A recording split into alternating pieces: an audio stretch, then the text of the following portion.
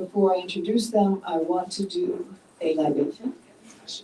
I am not a person who has been trained in doing libation, but I'm somebody who feels it from her heart.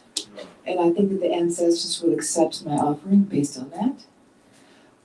As Michaela said, I'm co-founder of Sankofa Video Bookstore, and along with my husband, Haile Gerima, and along with our sister, Haile's sister, Salome Gerima, my sister as well, who has joined the ancestors as of last year, but she's here with us in spirit.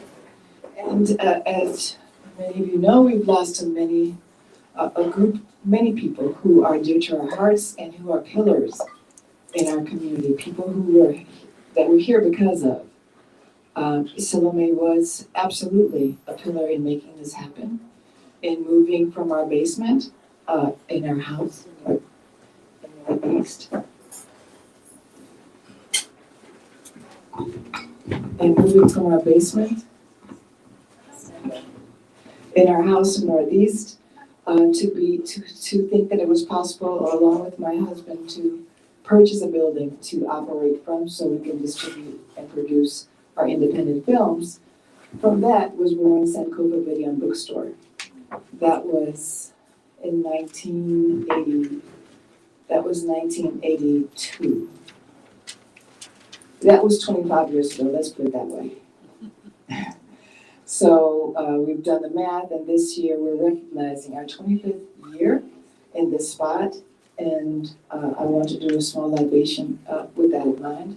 And I hope that you will all contribute names of people that you think we need to remember, so that we never forget that we're not out here by ourselves, that we're not standing on water, we're standing on the firm shoulders of those people that came before us.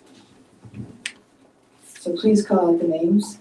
Salome Gerima, Ashe, Paula Coleman, Ashe, Lauren Cresslove, Francis Cresslove. Call out those names. Kathy Carr, Ashe, Ashe, Ashe,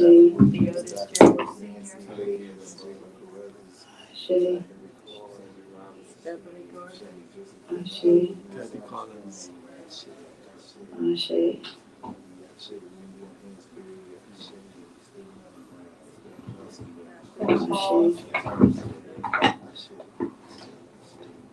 and last but not least, Sterling A. Brown. I just want to add, before we go on to the program as well, this year is also significant because it is the 30th anniversary of the film the store is named after. The 30th anniversary of Sankofa, the movie. It is the 40th anniversary of our marriage.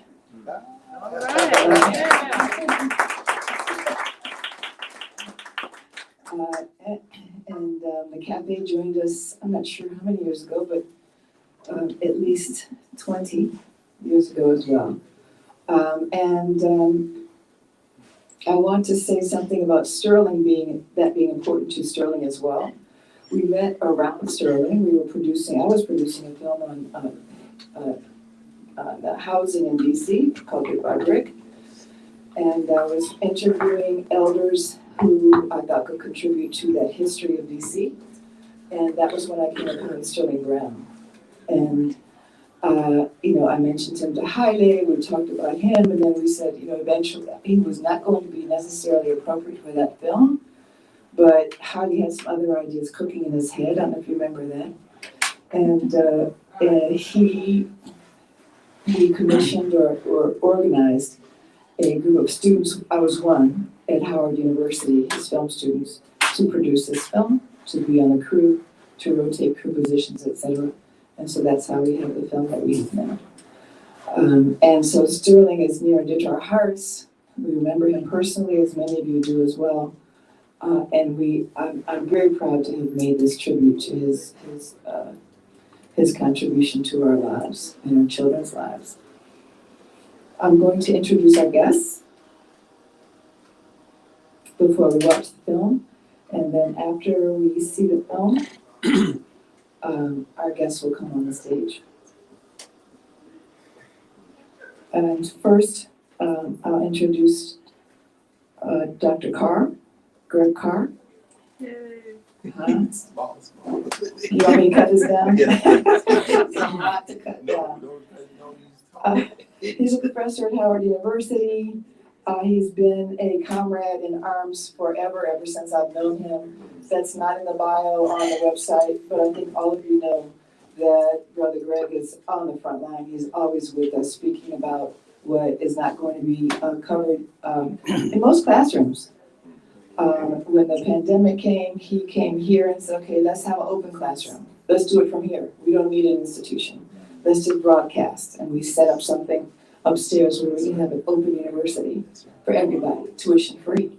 So this is the kind of brother that Greg is. We're so happy to have him with us today. He's also an adjunct faculty at the Howard School of Law. I think, personally, one of the best things that's happened to Howard School of Law. He has a PhD in African American Studies from Temple University and a JD from the Ohio State University College of Law. Okay, the School District of Philadelphia first resident scholar on race and culture. He led a team of academics and educators in the design of the curriculum framework for Philadelphia's mandatory high school African American history course. You got sabotage my mic, right? No, that's the Brown's hands. That's right. Thank you. Okay, can you hear me? Yeah, you okay? Yeah. I thought y'all can, but the trouble is back there. Can everyone hear me back there? Okay. So we're just really grateful that Greg is a neighbor nearby and always arm in arm with us as we go down this road. And secondly, I would like to introduce Haile Gerima, my husband, and also frontline partner for a long time. Yes. As you know, he's a filmmaker. He has been a professor at Howard University for, I guess, 40 years too, because you started there. I know that's 50 years. 43. He said 43, but I think it's more than that. But he retired, yes, 43 when he retired, but still conducting training sessions over here in script writing and anybody else that wants to listen, editing. And we are also trying to create a film program that will consistently train filmmakers. Positive Productions is a nonprofit organization that we started in '78.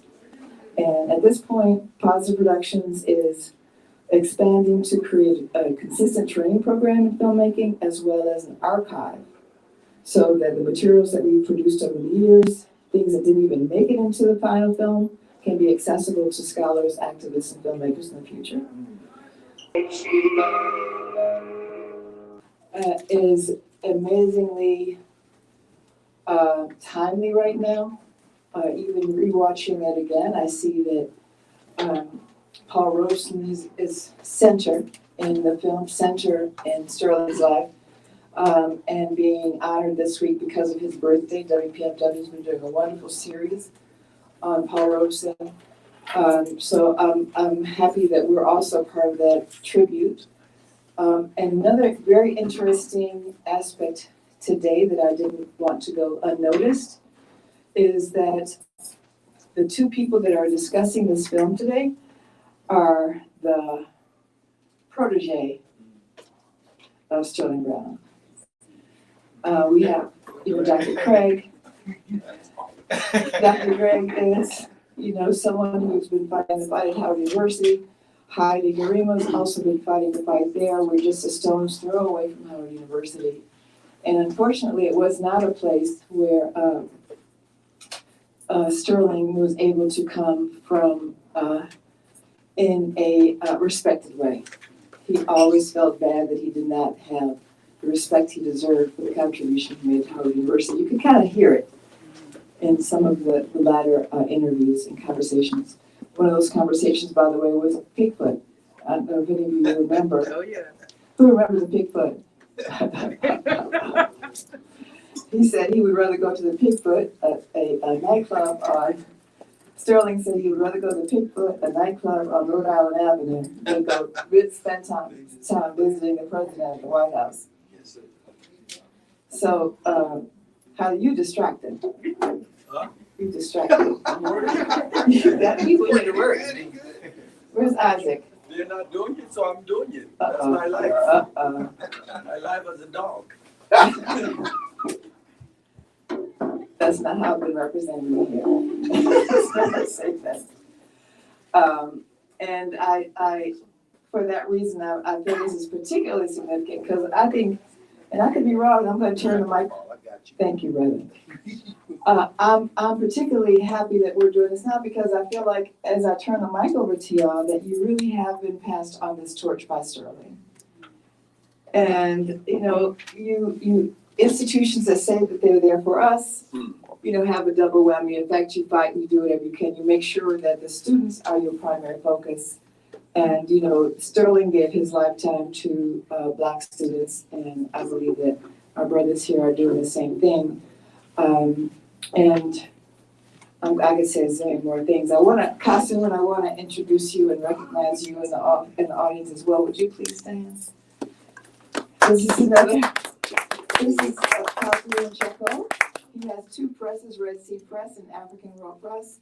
And as a pillar that we don't, some of these books on the shelves are published because of our brother Kasim.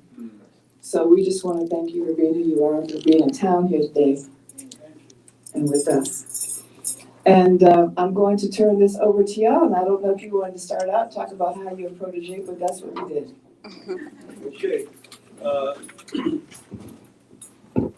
Well, Shirikiana was in the middle of it, so you saw her name everywhere. Turn it on. Why? Take that one. I'll take that one. You can give him that. No, this one's on, right? It's okay. It's okay. There you go. Thank you. That's perfect. Don't get too close to the speaker. Is she?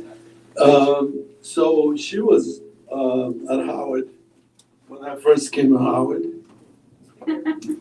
She's a Sankofa black problem. Microphones always.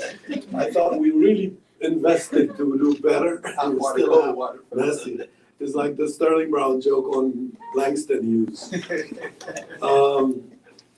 Let me just say a few things to put it in context to film.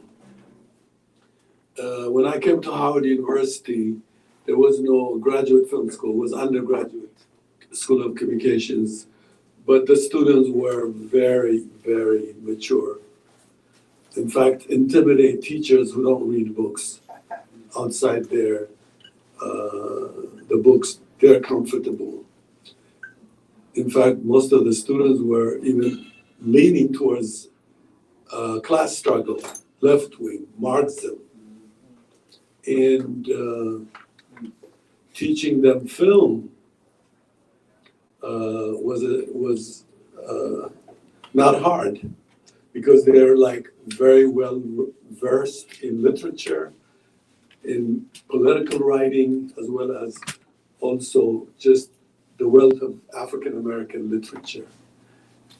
Students knew Jean Toomer, they knew Langston Hughes, Richard Wright, Zora, etc. So teaching those kind of students is, in filmmaking, as far as I'm concerned, is heavenly. I can't say what became of the quality students later on as I left Howard.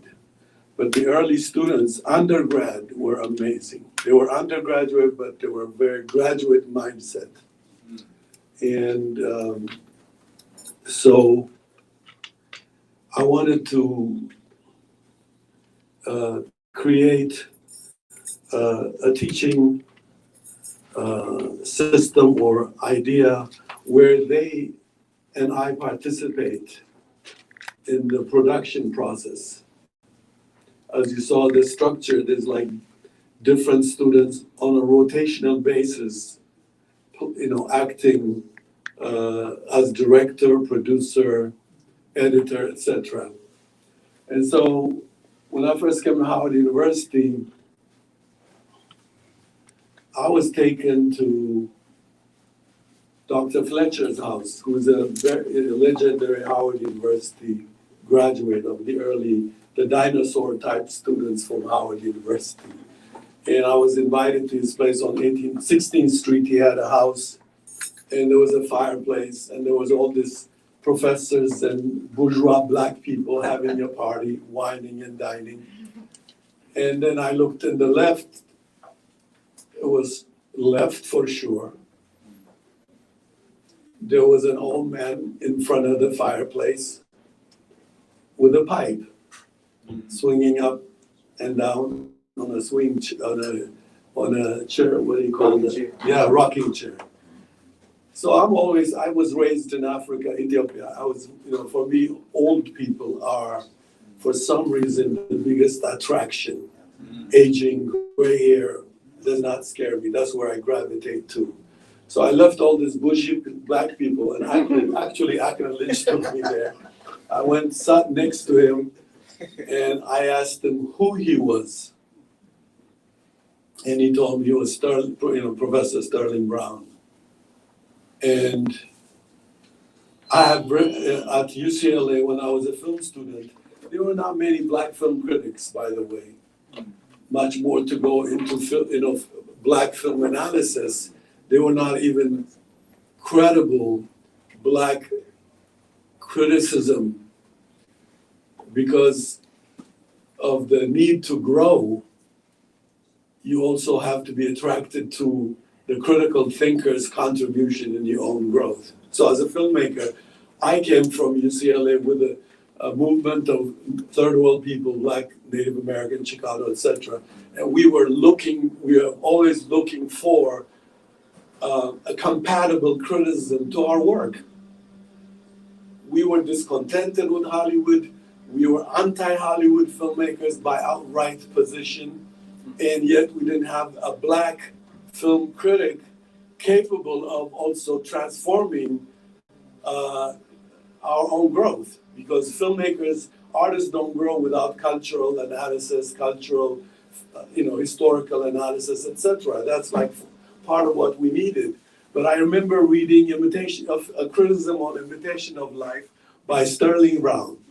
And it was the most powerful, because in white film schools, Imitation of Life in 1934, 1960 was made twice, and they show you in class.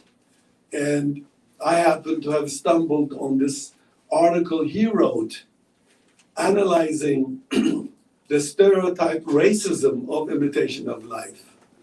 That's early in the 1930s, well, late 30s.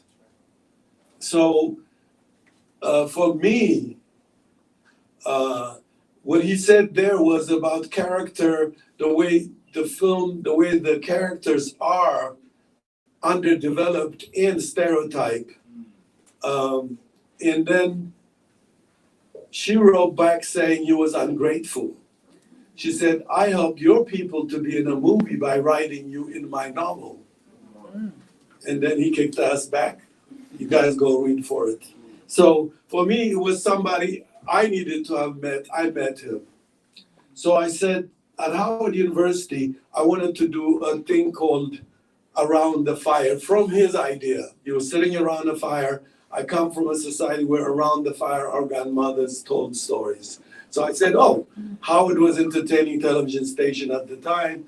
They were asking us to prepare idea. I said, I want to do Around the Fire, where we bring young people, and then we put the elders in the middle as the fire, and the rest warming from the fire. You get the analogy, very African. And I thought a black television station, a black film should do such an African contexted aesthetic presentation of staging a whole drama. So I was very excited, but the university was 100 years behind. It didn't get it. So I took my class, my students, put my own research here and there, and the students also working completely with passion.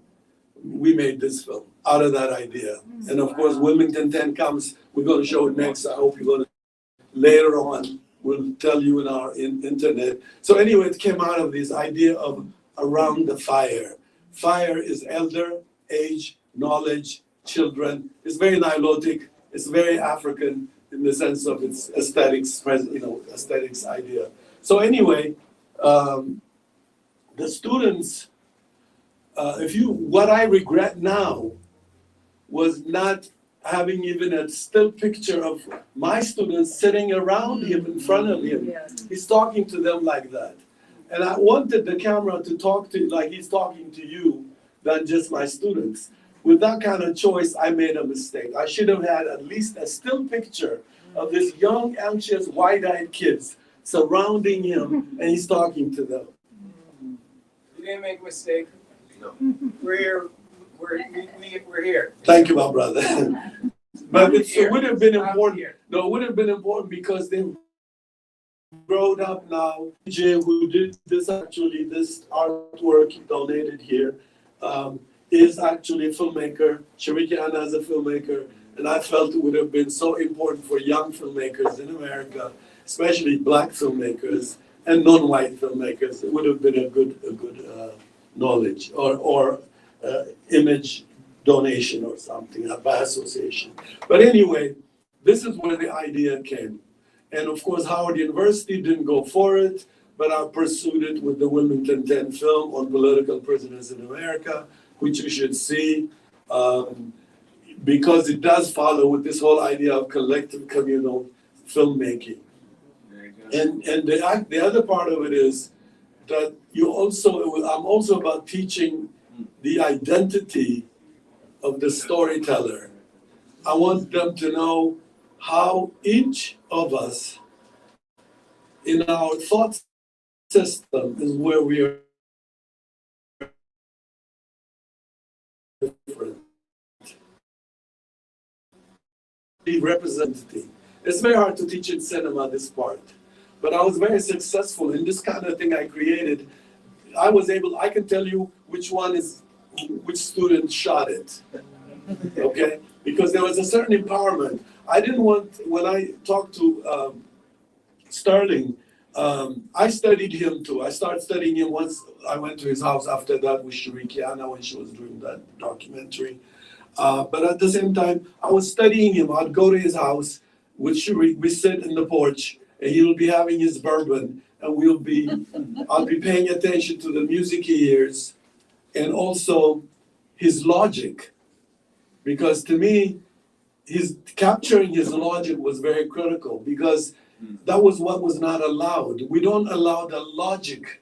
We go for truth and facts and bamboozling ideas, but we really don't go into how their upbringing affects their thought system, and therefore the way they see the world. Sterling sees the world. He was like a poet unlike anybody. I don't want to compare him to nobody, but he was a very revolutionary poet, because he was very much, he paints to you a working class black people that every collectively refer to them communally as like cattles, but he was one I saw who plucked them individually and portraitured them. In so doing, you capture the community and the collective society. And that's a very untold story about Sterling Brown. For me, it is studying his poetry, the music he sings, his thought system, listening to him carefully, how his logic, his thought system. That was very critical to make this film. And I wish I knew him better, because I was telling Greg, read this book, very powerful book you should get a hold of. We're going to order 6 of them. I was wondering, they should have had it here, called The Indignant Generation. When I read that book, I was kicking I could not believe why that would escape at that time. There was no book like that at that time. And then I would have known more who he was in black literature. I've seen a documentary when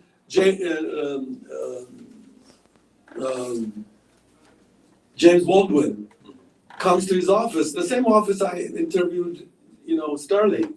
And that's where he told him, don't be a white James Baldwin, you are James Baldwin. It's like a lot of black folks, like in film, Orson Welles, I want to be this, I want to be Scorsese. This is what arrests the unbirthness individual storytellers in the black community. You can't even fashion yourself after another black filmmaker. You have to find your identity. If not, you never was born to be a filmmaker, as far as I'm concerned, as a filmmaker. So anyway, to shorten it, I felt had I read that, because I didn't know he was that involved in the shaping of Black American literature, especially the left-wing interpretation he has in that book, blew me. Every page is Sterling Brown, going after analyzing this. That's why he makes a distinction about the cultural historian versus, history analysis. Culture is, in the end, the crux of the battleground. To me, history is one thing. Once you get the facts, the idea of that Black people's thought system is encased in the placenta of their cultural thinking system. So if we don't go to cultural analysis, we really don't know about Blackness itself is abstract. Africanness is all abstract. We cannot go into the actual thing until we understand that cultural analysis, that thought system, how we shape and look at the world based on where we grew up and what we are associated with, including our own,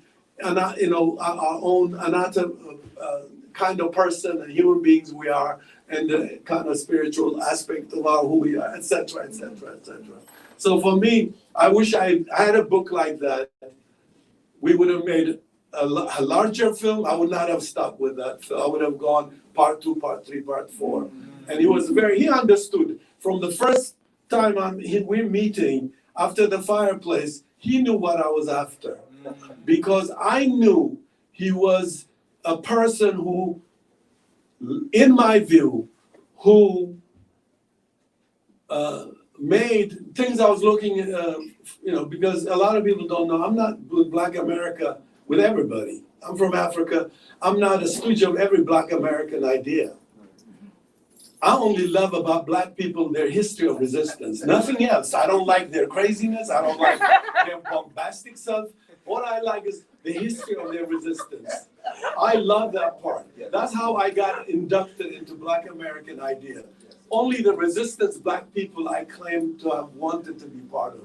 I found it in Sterling Brown. I said, damn, he's capturing in portraiture, in words, which is difficult, the soul and spirit of this working class Black people that nobody actually, they uses them for bargaining chips with the middle class, the Black bourgeoisie. They go to boardroom, they show pictures, slideshows, but these people are only decoys for vertical mobility of the Black bourgeoisie. Exactly. And Sterling Brown is disliked because of that, including at Howard University.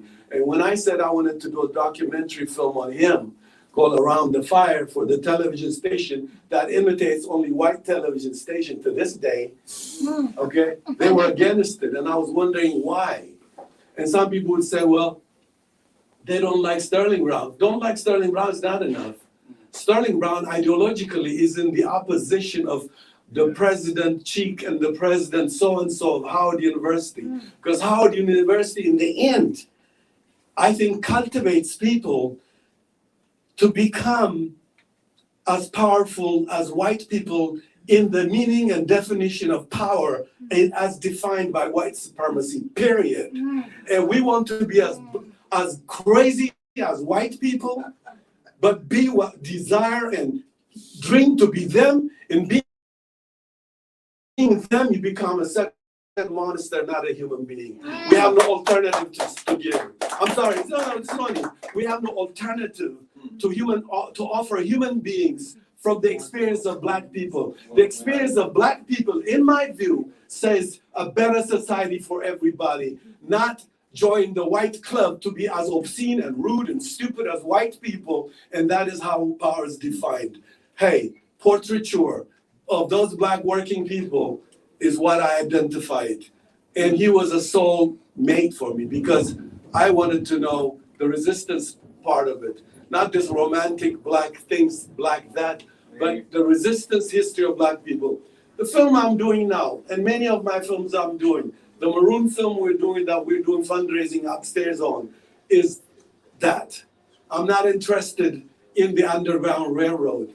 I'm interested in the Underground Railroad that armed and shot white people and did not take bullets and say, join me, be like me, let's become together. So long as we are white together with Harriet Tubman, everything is fine. The black people who went south all the way to Oklahoma, Texas, Mexico, with guns, they said, we want another world, not with you white people in power. We don't want power in your image. That's the film I'm doing called The Maroons of the United States. Thank you very much.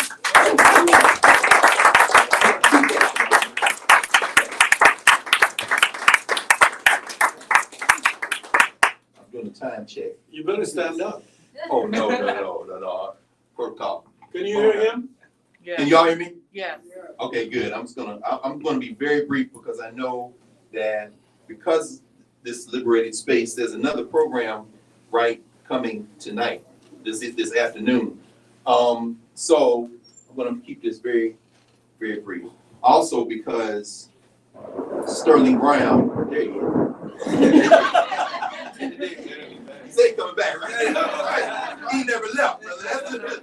But in fact, in this moment, it's very powerful. We heard him talk about his father, Sterling Nelson Brown, born into enslavement in East Tennessee. To put it in a contemporary sense, not too far from where this legislator named Johnson, with a white woman with a black name, almost got put out of Tennessee legislature. She's not far from there, where Sterling Brown's father is from. I know that because my dad is not too far from there, East Tennessee, Cookville. And went to school, his father at Fisk, of course, as we heard, mother too, where Justin Jones, who's from the Bay Area, got put out the legislature last week. A lot of people that Sterling Brown's father knew. Of course, Horace Mann Bond, Julian Bond was born in Nashville. His mother's father was the principal of Pearl High School. And then Sterling Brown said, I don't need to go to Africa, I'm going to Mississippi, because they need me more there. And of course, right across the river, the Mississippi River, is Memphis, which is of course where Justin Pearson, they put him out the legislature. Resistance. So what did he tell those young people? You have the spirit of resistance. I'm gonna need you all to continue to move this forward. So I'm gonna keep this very brief. There is no marker for Sterling Brown across the street. In Negro Digest, if you go to Negro Digest, Nathan Harris article, which I believe, I'm trying to remember, it was 1969 and 1970. For three consecutive years, they did a special issue on the Black University concept. And when Nathan Hare got put out of Howard, he ends his article, Notes on a Negro College or something like that. You can look it up. And he says he went to see Sterling Brown, who by then, I guess word has it, he was in the hospital, not under his own desire. And he said, I went to see Sterling Brown. Sterling Brown saw me down the hall, said something to the nurse. She came down and said, Mr. Brown said he don't want to see nobody from Howard University. This is after the students had taken over the administration building. One of the things they had talked about was renaming Howard Sterling Brown University, even as the Oliver goes up across the street. Clearly these Negroes still worshiping white people. You got the man's name on the university, you got to put his middle name now on the condo. And Sterling Brown, if you look at Jennifer Jordan, who was on this faculty for a number of years, she writes in Callaloo that when they had the Tour de Black University Conference in 1969, a new generation of students came and packed Byrd Gymnasium. And it was Black Arts Night. And they didn't know Sterling Brown, the Howard students at that time, not as many.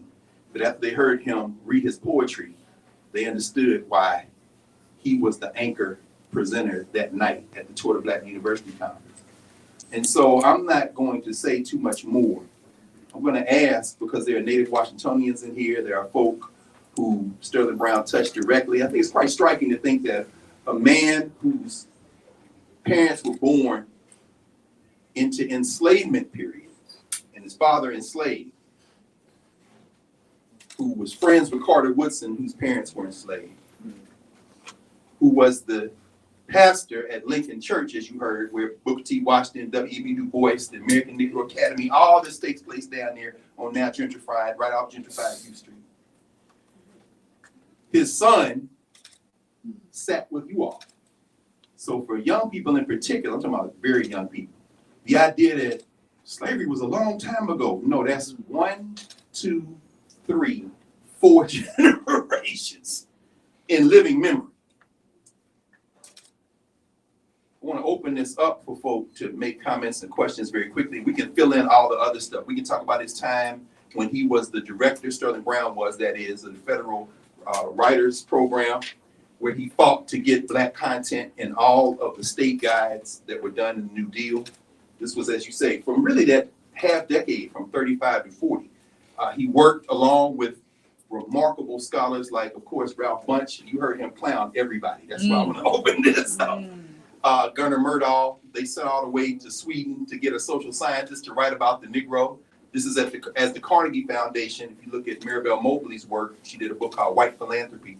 They were trying to figure out, we can't keep all these non-white people enslaved forever. So let's figure out what comes next in terms of managing them. So Carnegie was going around the world doing this work, and they sent Gunnar Myrdal here. And he then went and found the top Black scholars, Doxy Wilkerson, Ralph Bunche, E. Franklin Frazier, but the cultural person was Sterling Brown. We know him as a poet, we know him as a critic, we know him as a teacher. As he said, he called himself a minor poet and a major critic, a major teacher. But Sterling Brown, as he mentioned with regard to Woodson and John Franklin, who was also in this faculty, Sterling Brown was a cultural historian. And he wrote the cultural memos for the American Dilemma. So we can fill in all the other things that he did in terms of the resume, this kind of thing. But most importantly, and finally, I'll end with this, and then I'm going to open this up. And I'm going to open it up by way of asking you one question. Everything we saw, did anybody recognize anyone else in that film? Who did y'all recognize? Go ahead, Sherry. Who'd you see? Hilda Mason, that's exactly right. Sitting there, that was with Mordecai, we called it Monty. She was in the Library of Congress. Yes. Reading about his poem. Hilda Mason, yes. Anybody else? You recognize anybody else? There are people in here who remember Joe Selman, right? He was at the very beginning, was in the theater department here for many years, right? He referred to him as Montague Cobb. The great Montague Cobb was sitting there. And the dude in the middle with them thick glasses on, that's Rayford Logan. Yeah.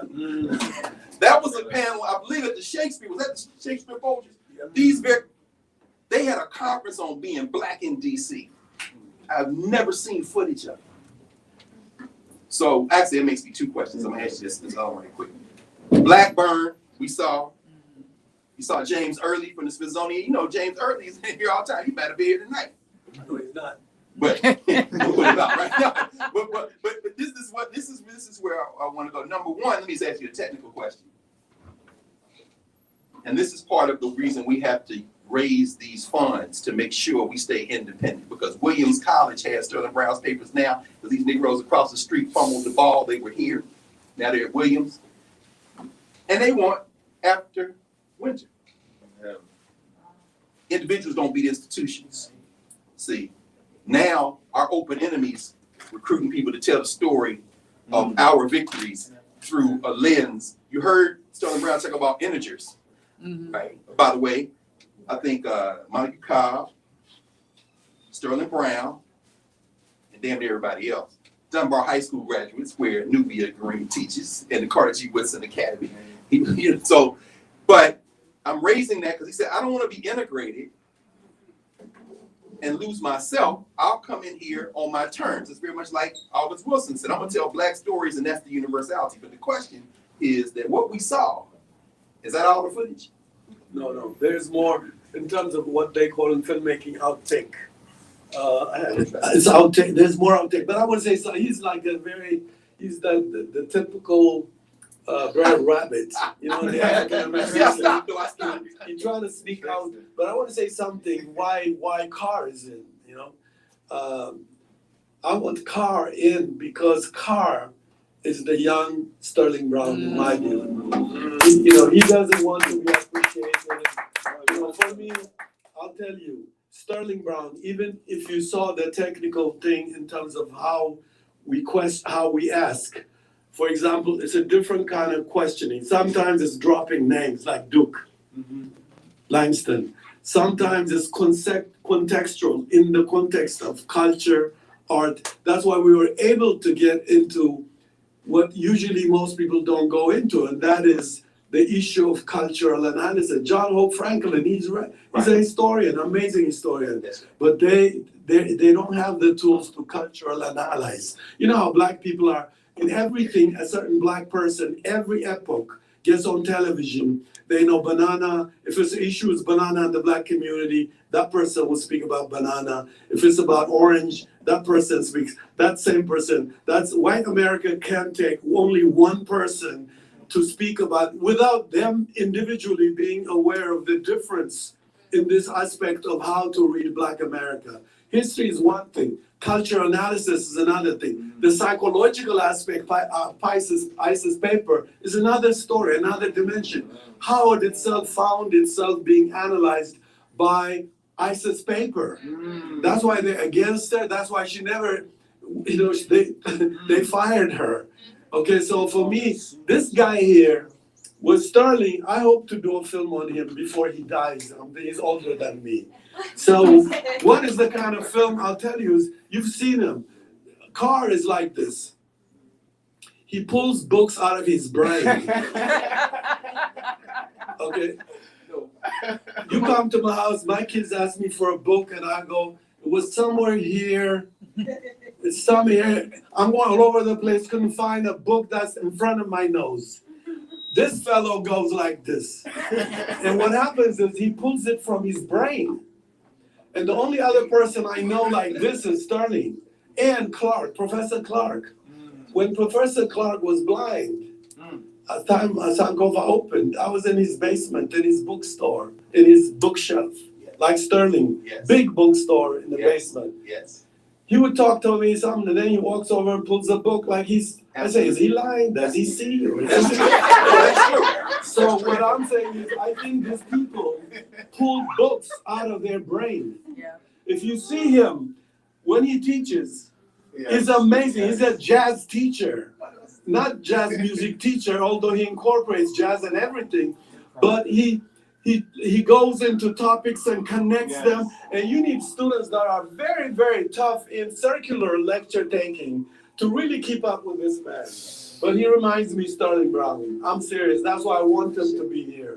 Now, what did you ask me? I asked you. Hey, y'all, get ready. Really, I brought you the footage. That you have more of what you shot. We saw multiple. Yeah. Okay. Yeah. This is a good point. Yes. By the way, this is my copy. You know, what exists now is only my copy. Right. Okay? One time, a student of mine found Sterling Brown film in a dumpster at Howard University. What? Oh, they threw everything away. Okay? We have pictures, facts for this. So what I'm saying to you is continuity. Okay? Right. Institutional continuity is anti-Howard's idea. The very foundation of Howard is anti-continuity. Because continuity, you know, challenges you. That's right. You know, you don't change if there's no sense of continuity, because everything is now and here. And this is Howard's problem, and why any lesson for continuity is destroyed at Howard. And I know they don't have a copy of this now because they threw it out. I have my copy. I did it for Howard my own time, with my time and my resources. And Howard doesn't know how to keep it, nor do they have the infrastructure to preserve it. Most white schools and some black schools have vaults to keep these things in. Every black film from Africa, some band, Medhondo, Safi Fai, Larry Clark, Kathy Collins, all their films we made founders buy it. And the last time my detective students told me was on the floor broken and destroyed. Yeah. So this is why we have the outtake, for example, the thing we didn't put in, we have it.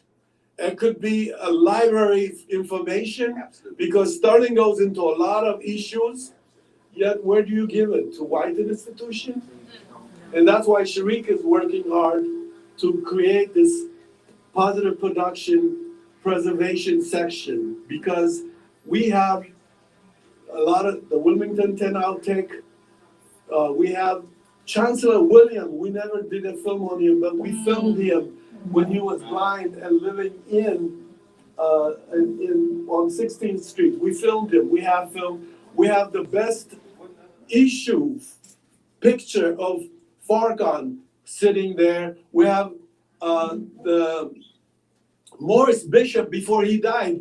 We interviewed him. I took Sharik and me and our company interviewed him before he died.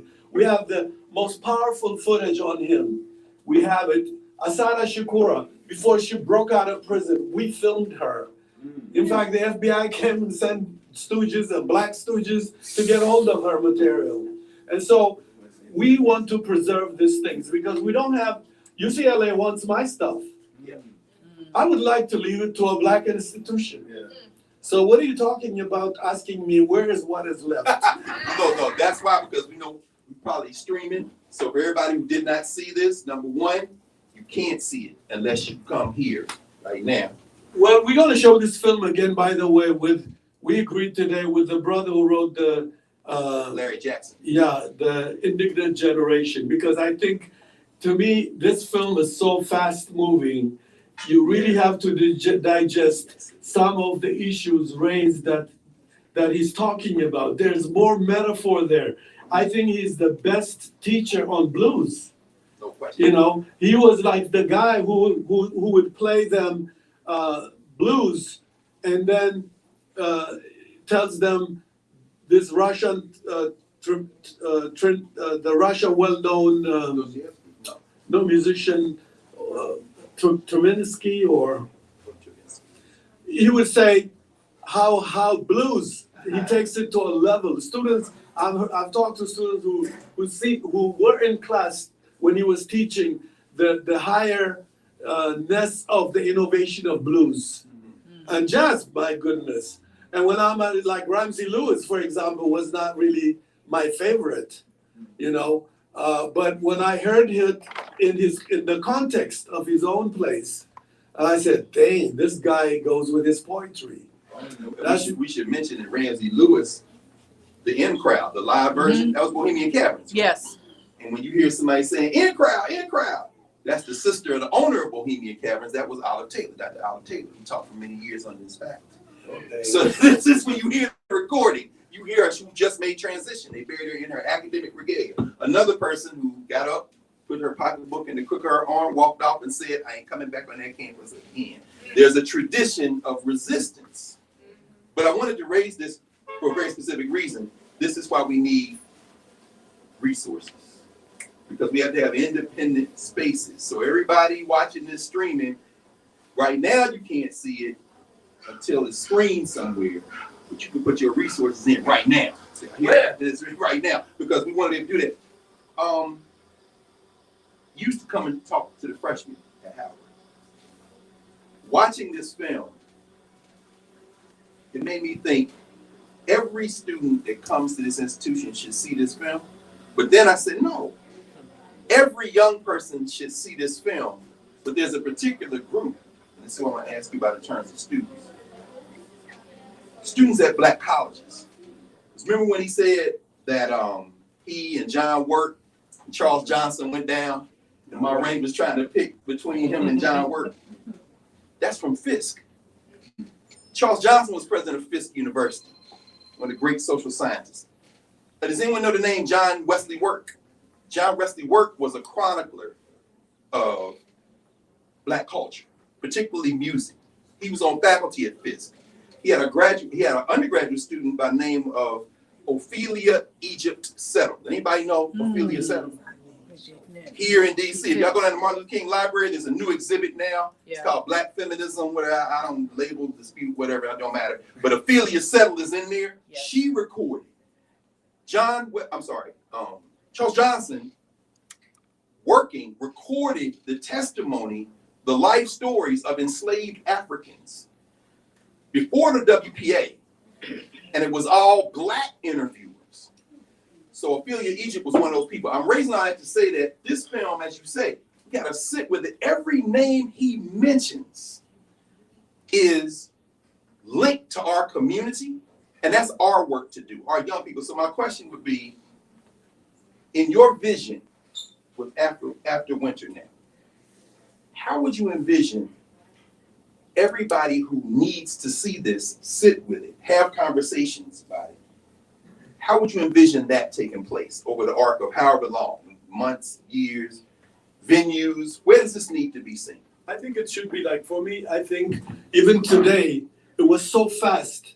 You have to stop at every topic he addresses. And then the teacher has to really break it down, because sometimes we assume people know. We're living in a time when people don't know even Langston Hughes who he is. So, for me, we have to break the film for that purposes into sections of the lecture one teacher organizes after. And then take a whole semester breaking it down, because I'm telling you, it's not out of like worshiping Sterling. I'm talking about my problem as a filmmaker of not being analyzed by Black people. Because without analysis, Black people are not safe only to see it. We're not normal people just to be left after seeing it. It's like you don't leave crazy people experience something and let them go back to craziness. That's right. A debate has to take place to degauss the infected, captive brain of our people. That's a different cultural transaction. I showed the other day a workshop for young people here, about 6 of them, a film called "In the Hour of the Fire of something furnace," the fire of the furnace, or something like that. Latin American, Argentinian film. A film I watched, used it a lot at Howard to teach, etc. The film was made to be broken into sections. And it's supposed to not only be broken into sections. During fascism in Argentina, the filmmakers would break the film in spools, every 15, 20 minutes of it, wherever the break the filmmakers have made for discussion, put it in their pocket, and they go to a pre-announced place, underground place. Projectors are broken into pieces, carried by different people. They all meet in this bar-looking place. They watched the movie and created the revolution of Argentina. Working on, because hundreds years history of cultural ingestion, colonization, none of us come out normal. I'm scared of a Black person who jumps out of oppression to be giving me which direction to go.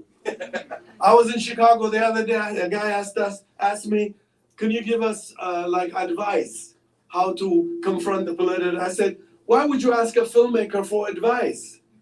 Because I changed my mind from yesterday to today.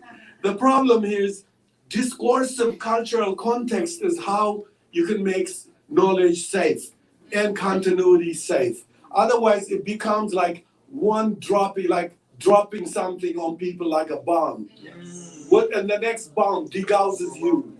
There's no connection, there's no link. So to me, if a teacher if you asked me, we'll break it into sections and then discuss everything this man is, dropping. Yes. And that way you could really bring a lot of a much informed educational process. To me, my frustration is just a film being dropped on people is not enough. No question. It creates more confusion. Yes, sir. That's why discourse is very critical. I wrote one time this article because of this whole debate we were having. It's called Triangular Cinema. I wanted film critics not to be in the New York Times fashion, formatted like a New York Times film critic. I don't need that. White people have said shit about my movie, good and bad, whatever. Why would another Black person I need who mounts the white critic? We need black film criticism coming out of camaraderie to transform black cinema, because black filmmakers are just being born. Now, the other point I want to tell you is about, for example, black people. You know, once they are into acting, they put the makeup. White people were. They just put the same makeup. You know, when we did Sankofa, I didn't use no makeup. I wanted to know, because I know black people just need suntan. If they came from Chicago, just put them under the sun, and they would refract the light I want. You know, in Hollywood, you know, one guy's playing an African, you know, charcoal. The brother is not even light skinned. He's charcoal to play a part of an African. It's an insult for me to live and see this, and how good it is those who like know this issue died. You know, when my wife and me don't want to see the Ma Rainey movie because we saw the makeup from the outset, who has nothing to do with the sister. First, why would a dark sister need another dark makeup on top of her? What were they saying? And why would they have to crush herself with a lot of plastic shit to, you know, the idea that Ma Rainey is ugly, and are they uglying this non-ugly sister, or what was going on?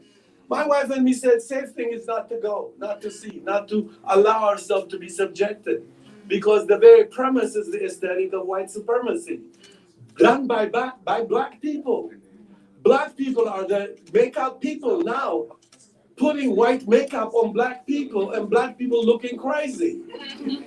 And so I would say, as far as I'm concerned, Ma Rainey remains beautiful in this poetry. No question. In Sterling, we knew her. We heard him read it himself. You think we'd go see a Hollywood movie of Ma Rainey? No, we're not crazy. Let's open it up. Yes. So, two things. A couple of things came to my mind just while he was talking. The collective filmmaking that went into the making After Winter reminds me of the collective authorship Sterling Brown talks about in Negro poetry and Negro poetry and drama and Negro American fiction. The writing of the Negro spirituals, this multi-generational writing that comes out of just there's nobody to take songwriting credits for this. We're all contributing to this. And something emancipatory comes from it. And the second piece, when you talk about the makeup, Sterling Brown talks about how when they finally allowed black actors to act in a minstrel show, they still made black actors put on a blackface. That's what's happening now. Right, right. And then, but before that, and I'm trying to be as brief as possible with this part. So the need for the black critic. I was listening to recently a Birth of Black Symposium you did in like Albany. It was like you, Tony K. Bombara, Toni Morrison, St. Clair Bourne, Clyde Taylor, and I think even Spike Lee was there. And then I went and read this essay that Bombara wrote about school days. That's in Deep Silence and Rescue Missions, edited by Morrison. She says much of the tension on screen derives from his effort to link two opposing discourses, whether ideological imperatives of Lee's agenda subvert the genre, or will the ideological imperatives of the genre derail his agenda. And for me, somehow, and I wish if you can give insight, somehow you seem to avoid that when you put out art. I mean, whether it's Ashes to Embers, Bush Mama, Sankofa, you almost operate outside of that dissonance that we see from black filmmakers. That's powerful. You go take it. No, you can answer that. You can add something. No. I only think as you're thinking about it, I would just continue in that. You know, Clyde Taylor, of course, in his book, The Mask of Art, he talks about this question of the master narrative. Exactly. And in the third part of that book, he tries to resolve the tension, but he doesn't quite get there. When we heard Sterling Brown say, I want to be integrated, but as a full energy, I want to be my full self. August Wilson very similarly says this. Think about Mike Thelwell. When he was in school over here with Stody Carmichael, Rap Brown's brother Ed, and all them, said Rap Brown's brother Ed from Louisiana, who got put out of Southern when they had the student protest, came to them one day and said, "Cuz Brown want to see us." Sterling Brown and Rap Brown's brother Ed call each other cousin. So they went to see Sterling Brown at his office. He pulls out the liquor and says, "We're gonna drink liquor and tell lies." Now, reason I'm raising this in the context of what you're asking, how I think he got it cooked now in his head to answer the question. Sterling Brown was not ideological. He said, well, Sterling Brown's not a black nationalist. No, Sterling Brown was grounded in our culture. Yes. So the black nationalists got what they needed, Barack and them, Sterling Carmichael and them, the integrationists got what they needed. Henry Louis Gates wrote the damn new introduction to the poetry. Why? Because everybody's taken, but finally, in the work that you all have done, by not taking the master narrative as your point of departure to try to fight it or try to counter it, which is Tony K. Bombard said was fight. I mean, you just start with us. Yeah. Yeah. And like that poetry, I'm just gonna come from us and let us figure it out. So the critics, either they gotta ignore you or lie on you. So how does your work, how does y'all's work? It's a Negro microphone. Indeed. I'm about to get it. How does y'all work? Is the secret to being with us, not starting with a narrative, a paradigm, a model that you're trying to fight? Yeah. But also, Bombard says the tools of my trade have been colonized. Right. Say it again. Bombard, she says, like, I'm doing this work, understanding that the tools of my trade have been colonized. Right. Well, you know, Talk about it, brother. Here you go. Let me say this. Do I have the microphone? Now you need a super mic. Is it? Okay, good. Oh, good. Now you finally figured it out, didn't you? What a short chain. You know, this brother here, he's a grandson of my actor. Yes. My goodness, like that, I'm flipping. So I didn't hear him with whatever he asked. I'm just saying, why is he sitting in front after he told me he's the grandson of the brother in Bush Mama? Yes. Okay, so am I that old? Yes. My brother. No, anyway, let me tell you, I think to me, black cinema, if it is to imitate white cinema or white people or Hollywood, it might as well not be made, is my premise, because whites will do it for us. You know, Right. Cotton Club is done by Coppola. No question. Okay, why would I make another Cotton Club? Is it like, is it my turn now, shit? I mean, why would I? I think to me, if what black people need is to empower their essence, who they are, and speak from that. Cinema for me is meaningless if it's not with, you know, a lot of us, including in Africa, we are, so long as we have black looking thing, it's a black film. I'm sorry, it's not. Yes. It's not. The essence of the characters, the perspective of the narrative logic is where the African thing comes. That's why jazz is very hard for white people to steal. However much they try, they cannot steal, because the formatting of jazz is from an African descendant that evolved out of the Americas, period. That experience is critical for that logical music to emerge. So for me, until that, white folks can forcefully buy black people, now bombastic Hollywood black people can make in cahoot with white people forcefully every story we thought we should make about. The problem is none of them are really black film. They're white film through black mercenaries in white aesthetics, period. And a lot of times, wait a minute, a lot of times we black people, not them, we black people who always operate on blackness, okay, our code is, we trust if it's black.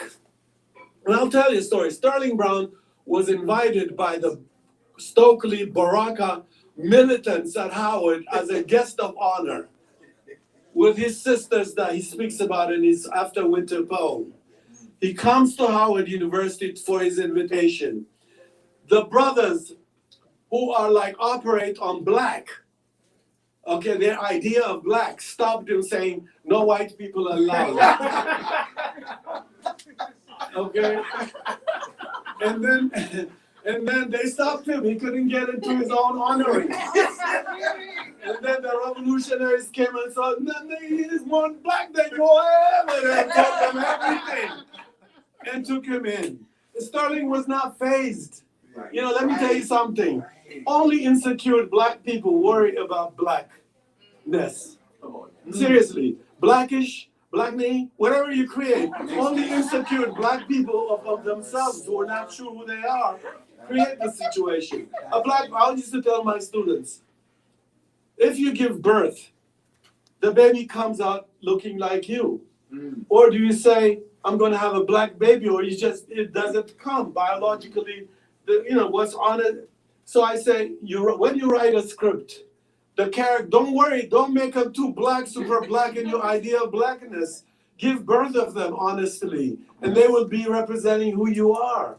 Don't try to make up them after you give birth of them. Give them some black move and some stuff and start going the wrong. That's what whites expect from black people. Most black films in white America in 1930, 40, 50, 60 were directed by black actors. No white director except Griffith. No white director ever told black people how to be black. Blacks came knowing what you expect them to be. And then they be that quickly and they say, oh, that's black, he takes it in. No, I'm telling you, give me a historical fact when a white director shaped a performance of a black actor based on his knowledge of blackness. I've confronted a white filmmaker at UCLA. He never knew what the hell he was doing with a black woman. She just did what expected of her. This is the black woman they want. He said they cast me. They want me to be that one who was before me. Boom, boom, boom, boom. And she goes out, pay her rent. But the director, carefully, that architects directs black actors, never existed. Even now, black directors direct their idea of would they be believed? Do they look black? It's a contaminated dictionary we operate from. And so for me, it's like we ourselves are the problems. Ourselves, not the filmmakers. They make the salad bar, we go for it.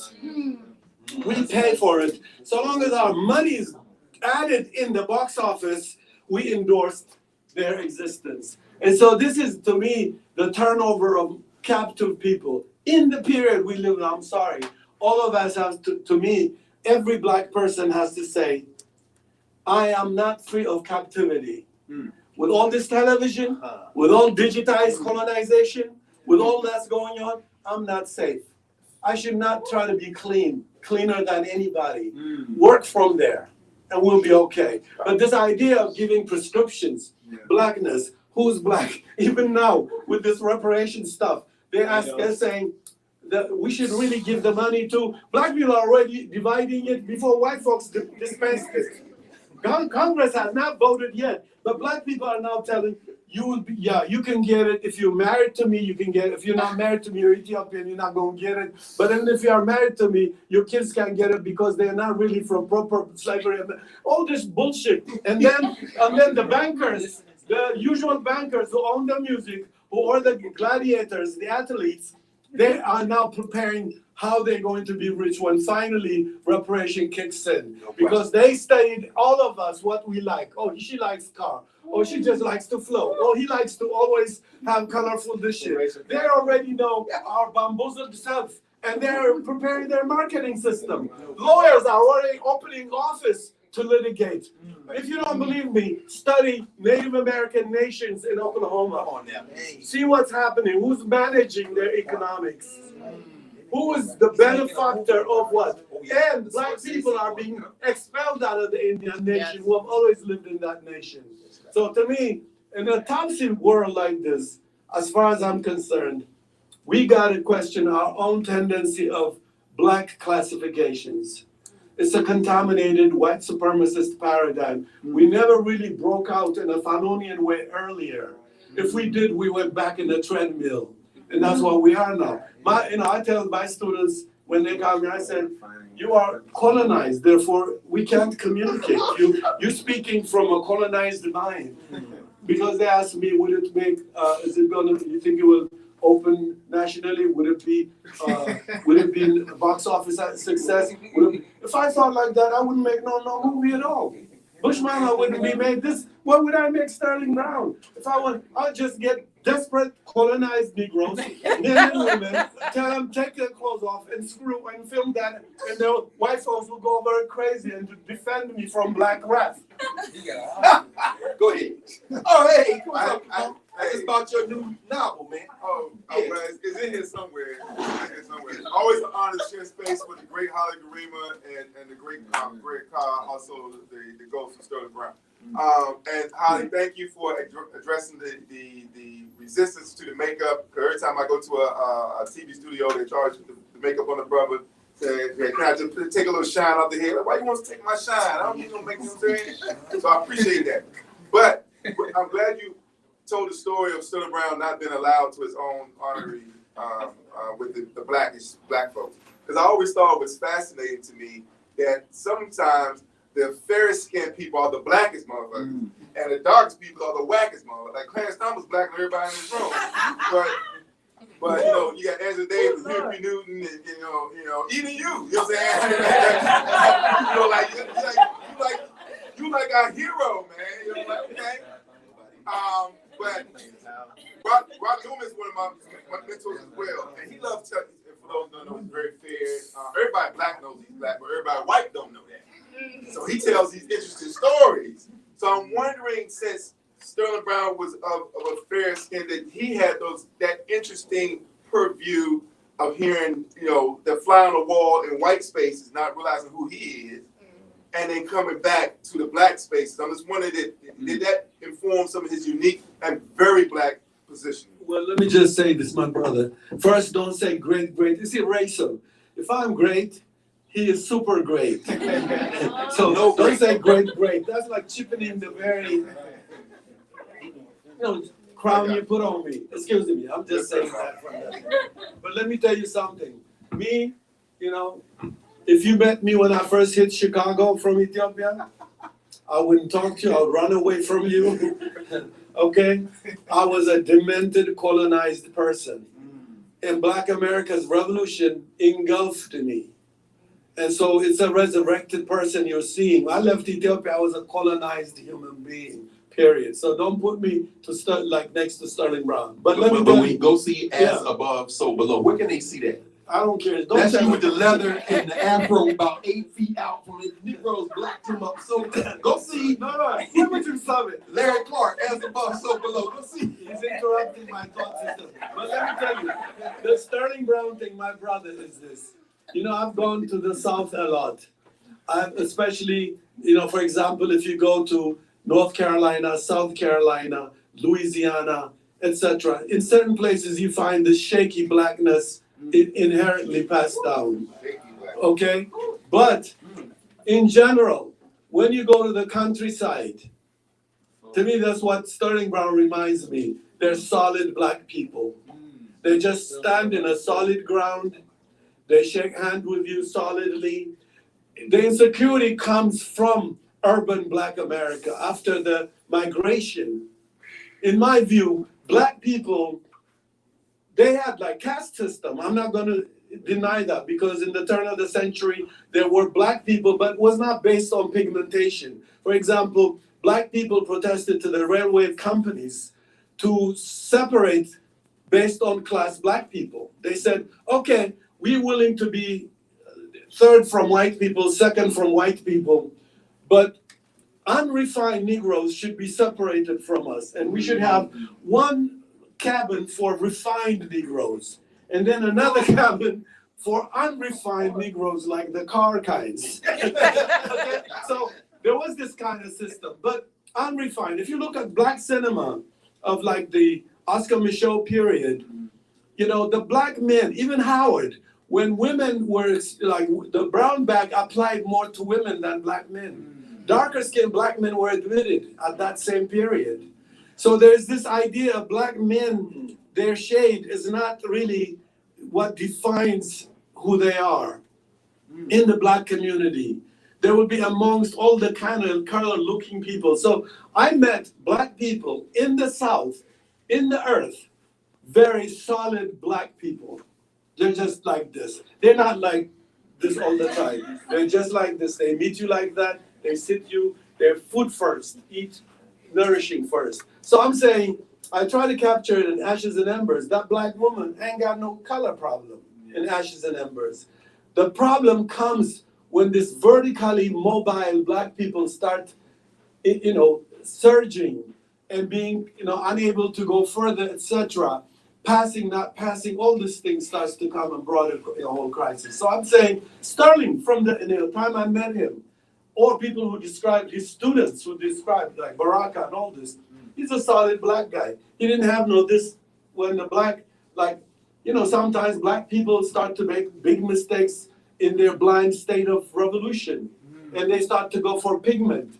If you look at Child of Resistance, my film, I have a brother who unpronounces his blackness. He has black jumpsuit. He wrote black here, okay? It is black, and my soundtrack says, here comes black. He's black, announcing. He doesn't need to even announce, but there's this kind of mentally deranged results from white supremacy. So I'm saying Sterling Brown did not have a problem. I met in Richmond black people who don't have no problem about. In fact, they have a family that went to Philly and passed and separated from them, but they remain black. They're members of the Shriners, etc., etc. So for me, it has a lot to do with this insecurity comes in the aspiration of white life, wanting to be like white people. Even it's hidden. Most black men never admitted and wrote a novel of their obsession with white women. Never. It's still, I'm waiting to see obsession. Maybe Cleaver got to a little bit, even rationalized it and went into another place. But to me, black men that I know, personal talking, never went deep in their neurosis because they got from marriage to marriage with their neurosis unchecked. And what does it do? It disrupts everything good that they will try to start, family, etc. So I'm saying, even this is something we should work in our literature out. We should work it out in our literature, in our movies. But white America's interception, black aspiration to be like white people, running to Hollywood, everybody, and not taking their time and creating a space to really address race issue in its proper way. This blackish shit on television, what the hell is it all about? Okay, who's behind that? Who's the brain trust of that? Would I trust Diana Ross and Michael Jackson to give me, I like them singing, but I don't want them to give me prescription into how to make revolution. Then they'll make me ruin my nose, scramble my face. Get some Holly, if you see Yes, you ma'am. Go ahead, and then Dr. Gerima. Go ahead. In the back, sister. Lily. Hi, I want to thank you for the film. I learned from it and I appreciate it. I do want people to know that Sterling Brown's home is in Northeast DC. And although Howard doesn't have a plaque, there is a plaque in front of his home. Absolutely. On Northeast, and it is owned by a black woman. That's fantastic. Notwithstanding the changing demographic of the city, there is a black woman that is living in his home. So if you get a chance, you can walk by there. So Do they still have, I know, his birthday, May the 1st, usually around there, they used to have Sterling Brown Day. I know I've been over there at least one time where she opened it up to the community. Lily, do you know if they still have that ritual? I don't know if she still does that, but she did something some years ago where she invited some poets, and I was one of them. Oh, okay. She did some poetry in the backyard. It was really an honor to do that. Okay. But I hope to God she gets to keep that property because things are changing. The complexion is changing. So. But I think young poets really should go. Like in fact, there was a group one time. They didn't know who Sterling Brown was. They're poets from Howard University. They didn't know who Sterling Brown was. So to me, I walk around. That's my area. I live in that area. I walk a lot there. And I used to even see sometimes some books put outside. I don't know who does it. But young people should go and help her keep it up. Otherwise, it's going to be gentrified. That's my fear.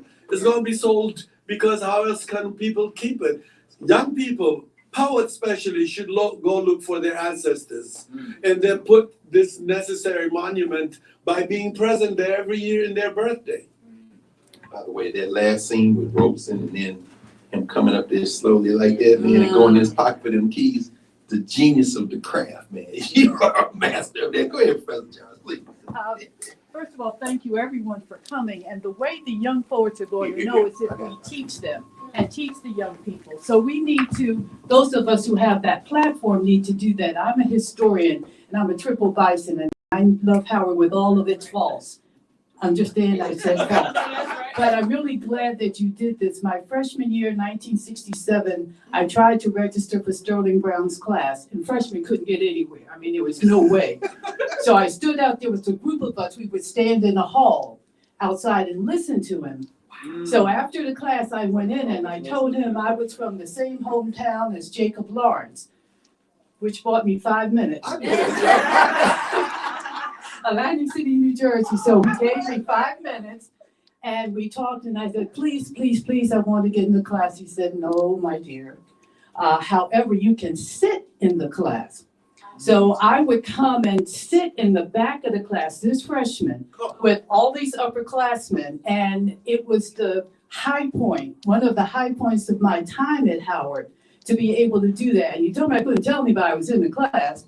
But that was okay. I got to sit there and he was a master teacher. And as a public historian, I have faculty take students out. So sister, thank you for saying that because that will be on the list that I give my faculty, expecting them to make sure the students get there on whether it's public history or political science, those are organic kind of things. But faculty have to get out. And that's how we're going to let our students know about these things. So we don't want to talk about the students who don't know if we're not teaching them. That's right. Well, thank you so much. Yes, thank you. And if we're not teaching them, and then if we don't keep eliminating teachers, from the time I came to Howard University, the best teachers students loved were all eliminated systematically. So what I want to say is really, my sister, Howard, to me, I mean, I had choices to go anywhere. When I came, I didn't have no problem. I wanted to be in a black country if I can't be in my country. That's how I came to Howard, a black country. But inherently at Howard, with all the good things, great things, inherently there's underneath some kind of curse, in my view. And I wish I was a priest because I would do libation to exercise. But let me tell you, my sister, I gave my life 43 years fighting. It's like loving somebody and every day waking up to prove to them you love them kind of work. That is like a hard, exhausting life. Now, but still, with all of it, he knows this. He tried to leave, I'm the one who's holding him. I said, no. Because I ain't go down. No.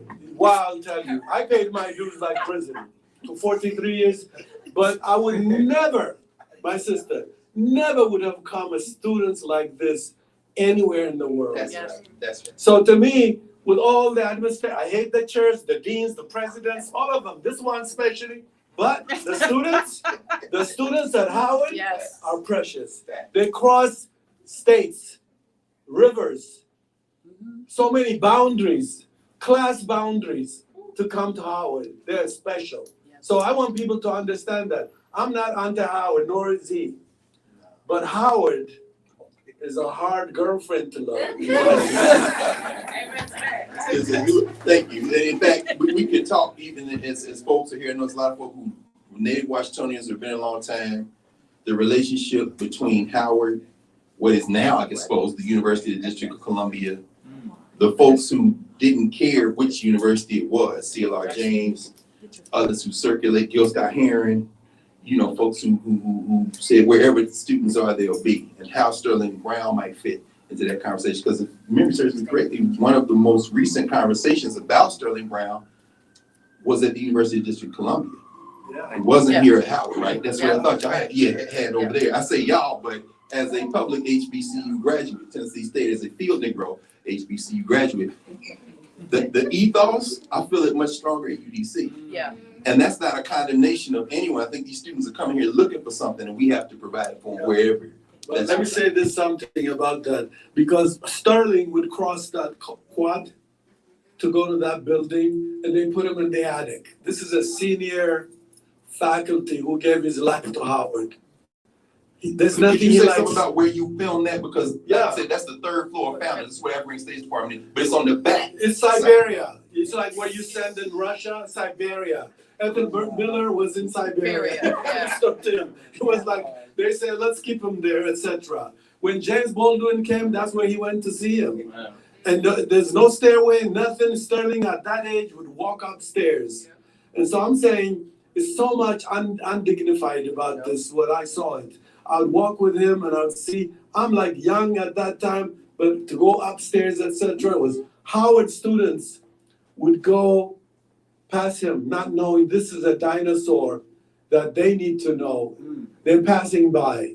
And Howard, Du Bois one time came, there was like 6 students. Du Bois came 6 students. I wish I was cloned to be a student, I would say. 6 students only came. Where did they go to? To Congress, to Begmore? I don't know. The other thing is, Sterling was at Spelman one time. I happened to be at Spelman showing a film. Okay? They had to have his lecture at the hotel, at the school hotel. It's a house, but it's like a hotel where we stayed. I didn't even know he stayed. I just saw him when I was coming down from my room to go to my lecture. He was there with about 30 students, which was bigger than Howard, in my view. But also, when I went there, the film people, like black people, filmmaker came, it was hundreds. The contradictions of our eyesight, and I felt so fraudulent. Here's a giant and a dinosaur, and here I'm an upcoming, uncertain where I'm going. I'm making a movie now. People say it's good. That's all I have on my record. And so to me, sometimes we don't know how to value elders that have so much to say. We think it's, America's culture is anti-aging, anti-old information. Everything is new, everything instant coffee, instant French fries. In this kind of cultural metrics, it's a problem. But for me, one of the revolution parents could do is have their children sit next to an aging person and hear their voice, their crackling voice telling stories. That even should be like almost part of what judges, when they send you to, like juvenile judges, when they send you to see a psychiatrist, they should send young people to elderly people in elderly houses where now they have put old people to just get them see wrinkles, see the beauty of wrinkles and aging. I grew up aspiring to be like one day like my grandmother, have this silver wrinkles. In America, it's like horror movie. This contract's dangerous. It does affect a way of life. It affects also people's knowledge of awareness or sensitivity or to sanctity of life. Killing itself is connected to a lack of virtue, unattached, no virtue attached to living. And so to dispose itself, it becomes a culture. So as far as I'm concerned, hoping like a film like this should show to a family and discuss it. Or camera should be given to film grandmothers and grandfathers in the house that are there. Because stories perish. The Safi Faye, a well-known Senegalese filmmaker who just passed, became an ancestor. She said one time we were in a conference in Berlin or France somewhere, film conference. She said, when my grandfather died, she said, it's like thousands of libraries burning in Europe. Because she said, that is our library. And so to me, black folks' battle gets lost when the edging don't pass these things. And then we have to also dig it out of them. Yeah.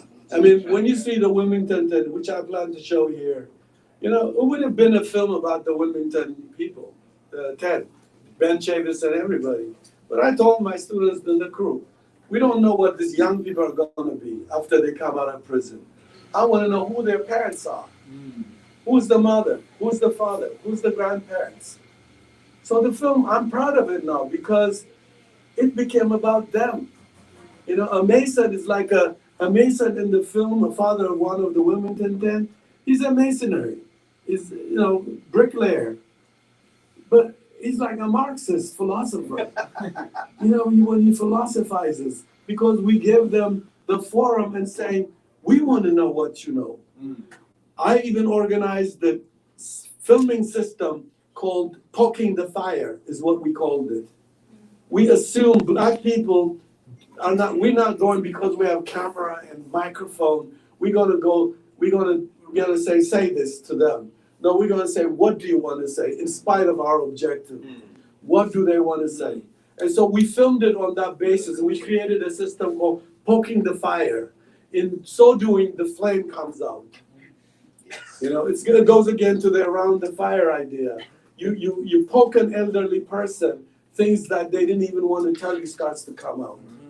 And so even now, the Maroon film I'm doing is based on, it's just that system, letting Black people tell you what's more important to them than what, and then in the end, they're really in line with what you want. That's right, that's right. That's Let's get back exactly to the your- project that, I'm sorry, that's exactly the project that we're going to be doing at the community college, the oral history, where we're going to have our students go out and talk to the elders in the community and in their family, and we're going to document that. So I will be talking to you, Sharik too. and sure, definitely to Sharik, it's all about the sister, and Dr. Carr, because if we don't make that important, if we don't talk about documenting these experiences with our elders, and we let all these libraries close, and we know what the past 3 years, we've lost libraries and families, and it's just been so devastating. So now is the time to do that. So I just want to thank you again.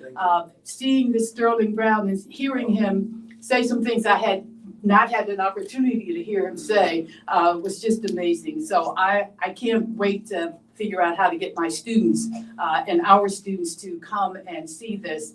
It's just so important. So just thank you. Thank you. Let's get a couple more and then we'll, thank you, wrap it out, because you're right, we have to see this in segments. Every, what De La Soul say, every word I say should be a hip hop quotable. His analysis of Locke, Oh. and it is very consistent with, Don't move that way. is it?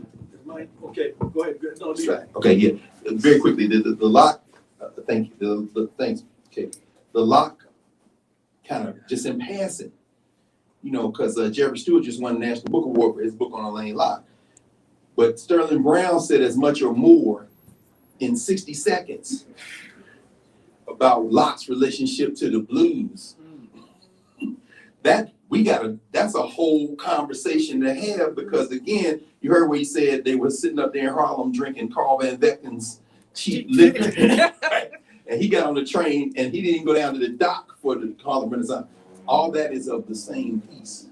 He destroyed the Harlem Renaissance on the way to another point. And the thing I want to say here is, he was like, a lot of people Yes. don't know, it's not harsh, you know, to me, it's not critical. I like people to critically Yes. give me feedback critically, Yes. because then they respect me, then they want me to grow as a filmmaker. This Yes. is my understanding of cultural criticism and analysis. So for me, he demystified all this, even the exoticization of Africa. You know, it's like, he was the first guy who says, Africans want, you know, when the rain comes, they're in the house and collecting water. That demystifies so much, you know. And what he said about Duke, he was right. When he went to Africa and expanded, before that, he was doing all this, what was expected. Boo-boo, this is what he said and how he said. But that's analysis on black middle class, mystifying with their, you know, it comes really out of first accepting white premise of the, you know, the backwardness of Africa. White supremacy to colonize Africa, say they're backward people. But to mystify backwardness, to exoticize backwardness, itself plays in the house of white supremacy. You know, to me, it doesn't humanize black people. But when he demystified this fake middle class mystification of Africa, a lot of people get incensed. I know, I've talked to a few people. They didn't like his bluntness on that. To me, he was blunt about white supremacy. He was blunt about black hypocrisy. When he talked about Anglo-Saxon superiority in terms of how they mystify African people, that's a whole, you can write a whole book on it. No question. You can depart from one of them and go to other places. So for me, Jim Toomer, for example, is a very important, you know,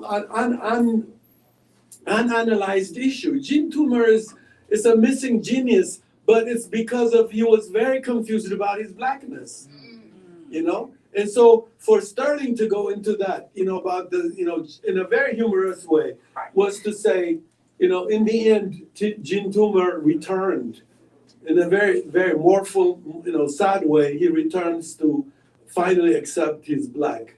But he was lost. He disappeared from all his friends. It's a schizophrenia of sorts, like you say, because when he mentions Dunbar, for example, he definitely loved Dunbar's work, but at the same time, he said Dunbar fell victim to that too.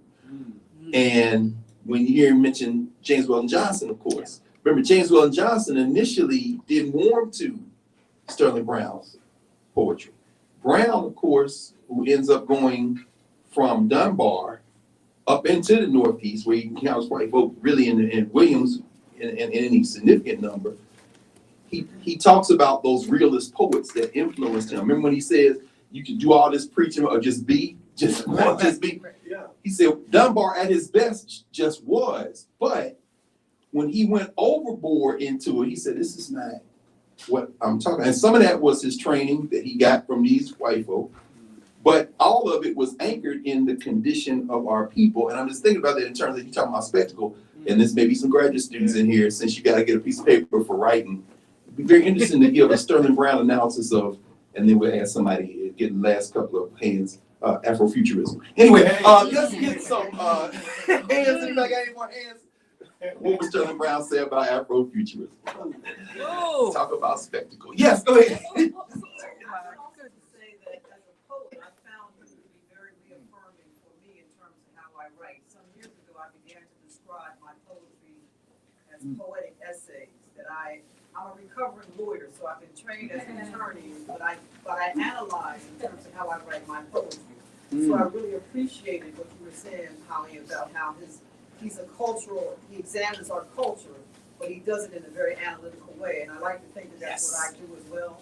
So I appreciated how he presented his work, and I thank you again for sharing it, because I definitely learned from him, and I feel affirmed by Sterling Brown. Thank you. So there's anybody else? Okay.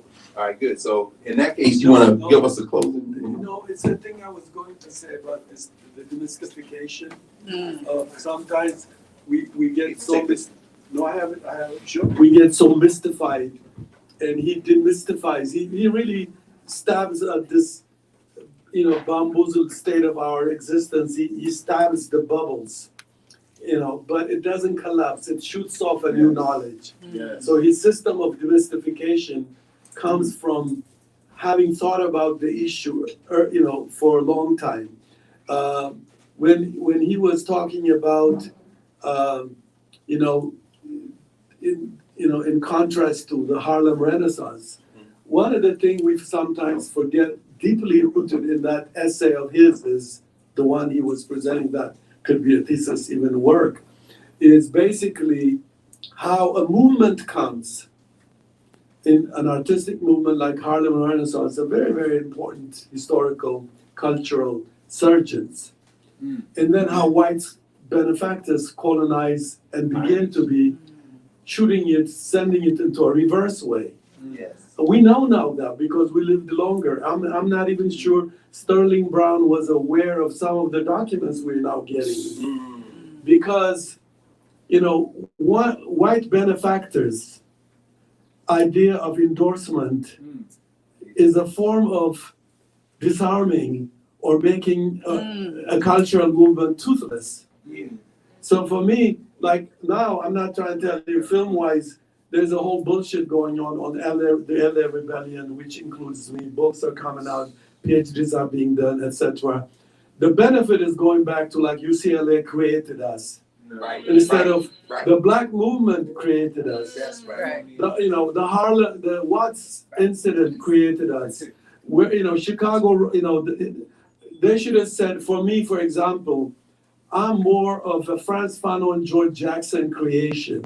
If you have to give my knowledge, my homework was George Jackson and Yes, sir. Frantz Fanon Yes. and Du Bois, you know, the pitfalls of Black nationalism. So what they're doing now is they're making UCLA which repressed us first, made everything to stop us from existing, to try to eliminate us. Yes, sir. But the filmmakers now, we're divided because some of us feel we were so hungry to be praised.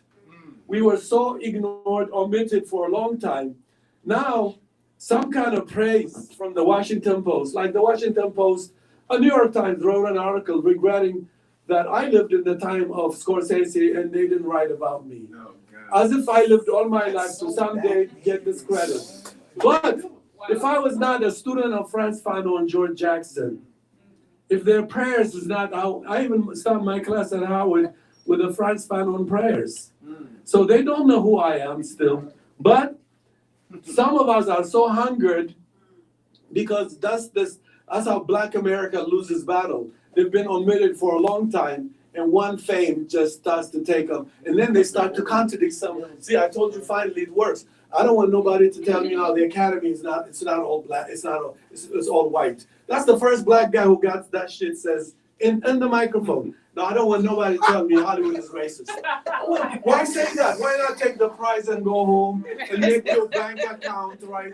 Why even contradict yourself to tell other young black kids Right. who should develop independence and other? Why tell them there's no racism? To me, that's my problem with black class in Africa and here.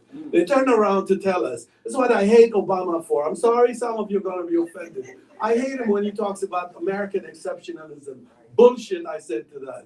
Okay? For me, this American exceptionalism is a racist idea, like a white supremacist doctrine. So for me, it's good he was a president, fine, it's good. And there are some kids who will be inspired by the fact there was a black president. If that's their preoccupation, fine. I have 6 kids, then none of them want to be the president of America. If they want is a revolution in America. So to me, it depends on who wants what. Yes. As far as I'm concerned, I think the biggest mistake the vertically mobile Negroes make is turning around and telling us, well, since it accepted me, from here on it's not racist. I think it's bad. Bad. White people love that, and then they create that schism. So for me now, this LA rebellion thing is bringing schism between me and my friends that helped me to be a better filmmaker. Some of them are my teachers, but when we're in a panel, I'm talking about UCLA trying to kill us. Like before we were born, they tried to decimate us. In spite of their forces, we rose. And then we can now say that black people who were militant at the time, Shirikiana says it better, but I'm going to mess it up. Black people who were fighting in the streets enabled black kids to go to school. It's not white, That's right. generosity. That's right. That's right. They're burning town and dying for that person to get mobile there. That's right. Filmmakers, it's the subject matter of What's we made in our Bush Mama. Right. Charles Burnett is the first Mississippi immigrant black filmmaker, aesthetically really black cinema, to Killers of Sheep, To Sleep with Anger he made. He is his experience of migration. He's the migration descendant, born in Watts, and have you can see culture of migration in him. It could be a chicken in the shot that black folks in California have in their yards that tells you where the story is coming from. Yes. And he is not a birth of white people, not UCLA. UCLA did not give him nothing except space, an editing room, that's all there is to it. So for me, the Harlem Renaissance is still mortgaged by those benevolent white people because they cherry-picked people and created contradiction and hateful relationship and regretful letters written from these guys. I hate what they said about each other. I hate it. When I read it, I like their books, I like their writing, but what they said about each other, what with white mediation, a white woman midwifing their fights, it's like now black people's topic is midwifed by white forces. I don't know where I'm going with it, but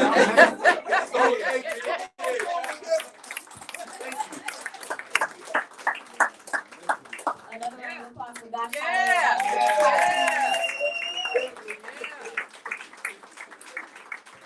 What we can say next? Oh man. Thank you so much for being here. As Shirikiana mentioned earlier, we are having an auction, well, it's really a sale upstairs for the benefit of PPI, Positive Productions Incorporated. If you can't make it upstairs for some free wine and sambucas, please go to makingblackmovies.com where you can find more information on how you can support PPI and what it's about, how it was founded, all that good stuff. I would like to bring up Christina, so she has a few books in her hand that she's going to talk about. And also we have another program at 7:00. Yes, we've been at it all day. Please stick around. It's Black in Place with the author, what's her name? Brandy Thomas. Brandy Thomas in conversation with Derek Musgrove. Oh, I saw So, Derek here yesterday. He's always here. He was here. So please stick around. Please go Black in upstairs, check Place, y'all out know what that we book? have. That's about DC and Right, gentrification. I've been here all the year. Thank you, thank Okay, you. Oh, you got it. Yeah. sorry, we will have in our website, Sterling Brown's home address. Okay. It's in the film at the end, but my sister was asking me, could you get it Yeah, and put I it can put it online? online. I got you. Okay, and you heard that. So you can find Sterling Brown's address online, probably by tomorrow. And if you, I got you. And if you want to know about any other events we have going on, please go to sankofa.com. You can look up, just scroll down, you'll see all the events. We have plenty coming up. And thank you for being here. Thank you. And, we are in a bookstore, so if y'all want to buy some books, that would be great. And, gosh, Haile was talking about the elders. The elders actually put together a compilation of interviews from many elders, including centenarians, we're talking like 120-year-olds, okay? So these are 2 volumes of elders giving their wisdom. Please check it out. Buy a book. Thank you.